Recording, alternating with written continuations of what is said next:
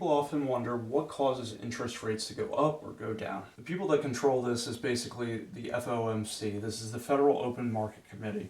This is comprised of 7 Federal Reserve Board governors, 5 Federal Reserve Bank presidents. The Federal Reserve has a dual mandate. This is really why we've seen such a change in interest rates lately. So the dual mandate is you want to have maximum employment. So you want to have the lowest unemployment. We're right around 3.7% unemployment right now. And you want to have price stability. What this means is you don't want, when you go to the grocery store, one week it costs $100. You don't want the next week to be $110 and the next week to be $120. So that would be inflation.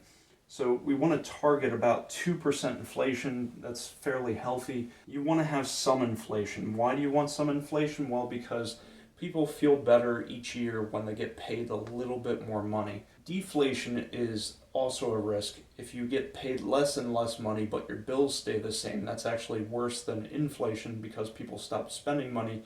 You want to have some inflation, but you don't want inflation what we've had over the last couple of years where it's been 5%, 9%, because any savings that you have aren't keeping up with the inflation rate.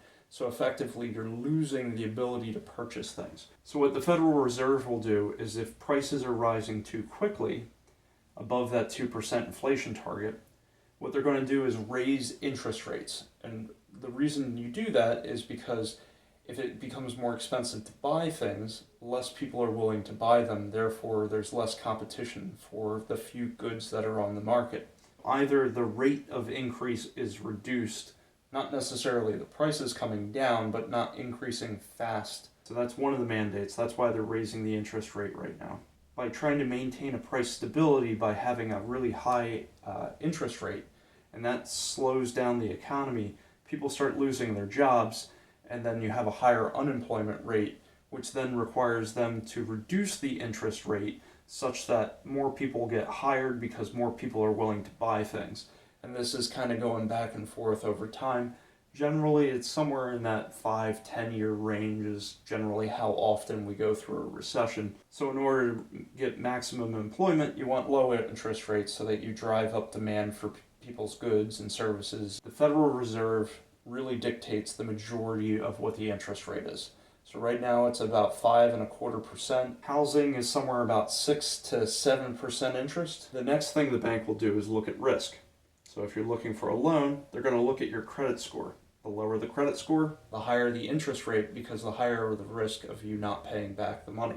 The longer the loan, the more risk there is that you could default at any moment in time, especially if there's an economic issue where there's a large recession and people are out of work. They might not be able to get that money back. So the longer the loan, generally speaking, they'll look at it as higher risk, therefore you pay higher interest payments. So there's something that usually indicates a recession within the next 18 months. It's not saying that there will be a recession, it's an indicator. Indicators are not going to say that there's absolutely a recession, but it's just one indicator that's used to show that there could be a recession on the horizon. Thank you for watching. If you found this interesting, please subscribe and have a great day.